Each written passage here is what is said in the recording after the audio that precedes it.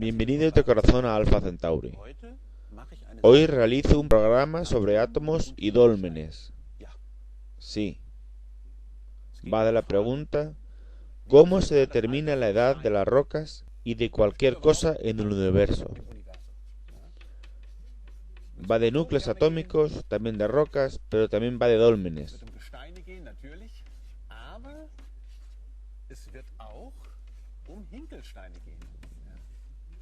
Also jetzt nicht irgendwelchen Steinen, sondern Hinkelsteine.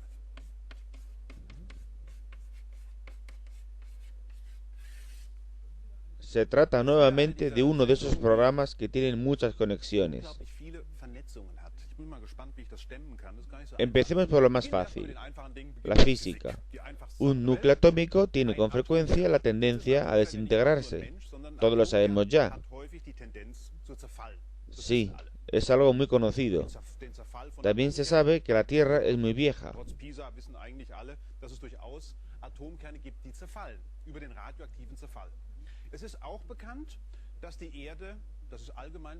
No siempre se supo. Al principio del siglo XIX, cuando los geólogos se interesaban por los fósiles y la teoría de Darwin, dijeron que la Tierra debía ser muy vieja. Frente a ellos, los físicos no apoyaban esa tesis, pues de ser cierta la teoría de los geólogos de que la edad de la Tierra fuera de miles de millones de años, ésta se hubiera enfriado rápidamente y haberse convertido en una bola de hielo.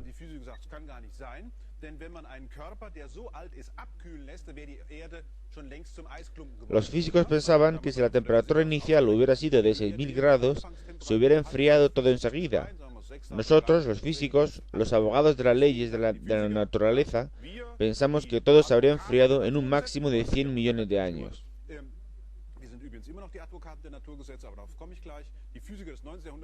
Todo esto me refiero al siglo XIX.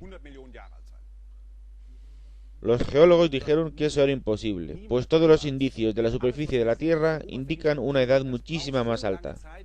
Había un enorme problema, y entonces apareció en escena la energía nuclear. A principios del siglo XX quedó claro que los núcleos atómicos pueden desintegrarse y se obtiene energía, y en los años 30 se sabía cómo funcionaban las estrellas de fusión de hidrógeno en helio, que permitía que la Tierra fuese mucho más vieja que lo pensado anteriormente.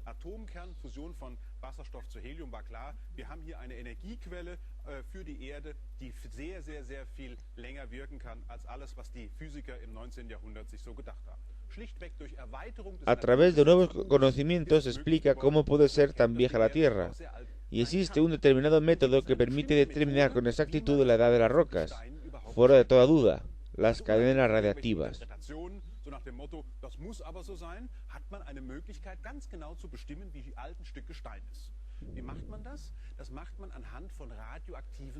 Hay muchísimas.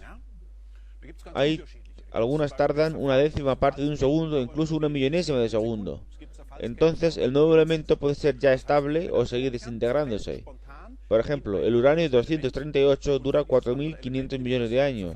Se transforma en radio, después en radón, hasta convertirse finalmente en plomo.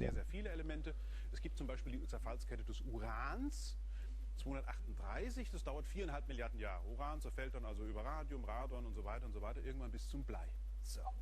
Lo maravilloso de estas cadenas que emiten a veces de átomos de helio, rayos gamma, etcétera, etcétera, y en cada caso un elemento se transforma en otro, lo maravilloso es que todas estas cadenas tienen un tiempo medio de desintegración.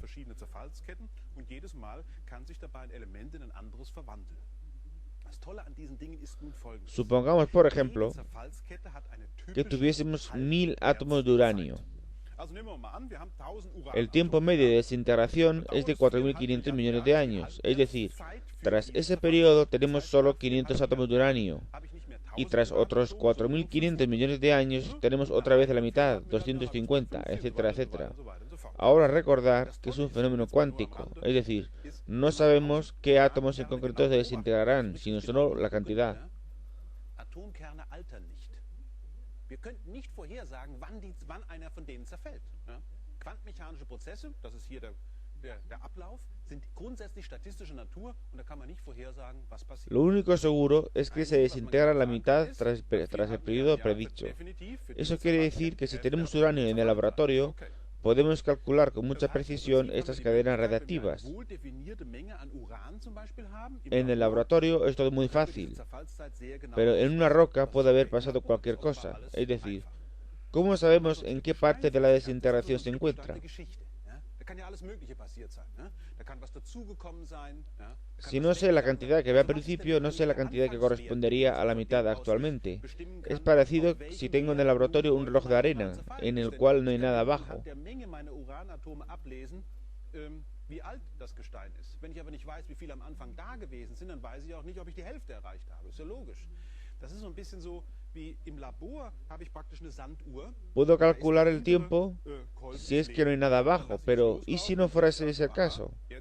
Así ocurre con las rocas de la naturaleza. Es un gran problema. Tenemos que hacer muchas pruebas y hay que examinar posiblemente muchas cadenas de diferentes elementos que hay en la roca. Cuando observo la frecuencia de un determinado elemento en la roca, en qué fase me encuentro, qué edad tiene, de esta forma se consigue medir con mucha precisión la edad de las rocas. Antes era muy difícil, pero hoy con una pequeña porción de roca ya sabemos su edad.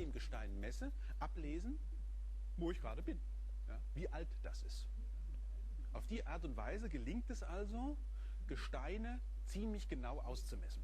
Früher war das noch ein bisschen schwieriger, heutzutage reichen schon ganz geringe Gesteinsmengen aus und man kann ziemlich genau bestimmen, wie alt. Por ejemplo, se ha descubierto que las rocas más viejas continentales tienen unos 3.800 a 3.900 millones de años.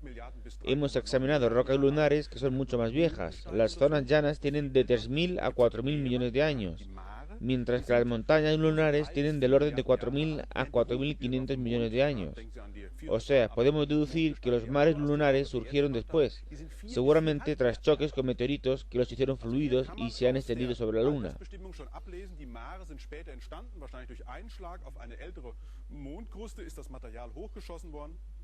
Richtig hochgedrückt worden, hat sich über den Mond ausgebreitet und dieses Zeug ist deutlich jünger als die Hochgebirge auf dem Mond. El suelo marino terrestre tiene solo 200 millones de años. ¿Por qué? Está claro, por la convección interna de la Tierra, que hace subir material de dentro de la Tierra y luego vuelve a bajar por subducción. O sea, el suelo marino no es especialmente viejo, solo 200 millones de años. Los meteoritos, por el contrario, que impactan en la Tierra, tienen una edad de 4.500 millones de años. Se cree que los meteoritos son los responsables de que se hayan formado los planetas, y es el reloj de la historia del Sistema Solar. Nicht in aller möglichen Einzelteile, die sind auch so 4,5 Milliarden Jahre alt. Also, Meteoriten ist das Gestein, aus dem man meint, aus dem die Planeten zusammengesetzt worden sind. Das ist also sozusagen die Uhr für das Sonnensystem. 4,5 Milliarden Jahre. Pero, esto mencionando al margen, solo en los meteoritos se han encontrado aluminio 26 y magnesio 26 para los expertos. Y por las relaciones sabemos que han pasado 700 millones de años. Todo esto insinúa que 700 millones de años antes de que se formara el Sistema Solar, tuvo que explotar una estrella que fue la que abasteció del 80 al 85% de los elementos pesados que se encuentran ahora en el Sistema Solar, tras haber presionado la nube inicial. Actualmente se cree que esta estrella tendría una masa de entre 20 masas solares y explotó 700 millones de años tras la formación del Sistema Solar. Tenemos una fila de escalas temporales a nuestra disposición.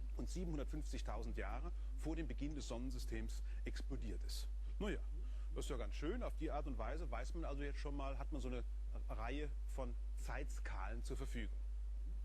Man macht aber diese Bestimmung, Altersbestimmung nicht. Y ahora vamos a desviarnos un poco del tema. Jetzt kommt die Wendung in der